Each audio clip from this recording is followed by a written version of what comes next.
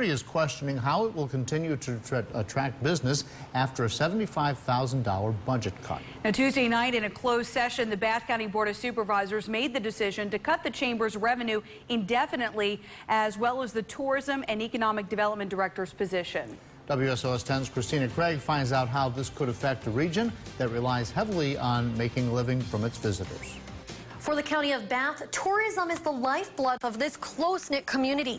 But for now, a closed sign hangs in the window of the visitor center, and there's concerns if it will reopen. It all stems from a decision made Tuesday night behind closed doors before the county's Board of Supervisors public meeting. I will not support them when they have money in the CDs, money in the bank, and then asking us for money from the taxpayers, whether it's lodging tax, whether it's transit tax, or whether it's general fund. Richard Bird, the board's vice chair, tells us the board made a budget cut decision. It came down to a 4-to-1 vote to eliminate the position of the county's tourism and economic development director. It's kind of disheartening. Miss Anderson, who was the director of tourism and economic development, has worked very hard to bring Bath County into many areas of the country. Now Bird says the responsibilities of the tourism director will be managed by Anderson's assistant.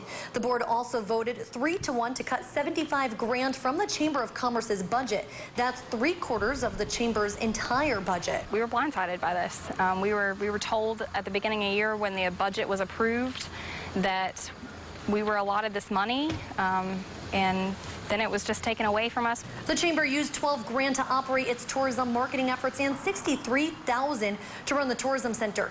Now Pleckler questions how they will continue to grow business and attract visitors. We do not want to shut down tourism.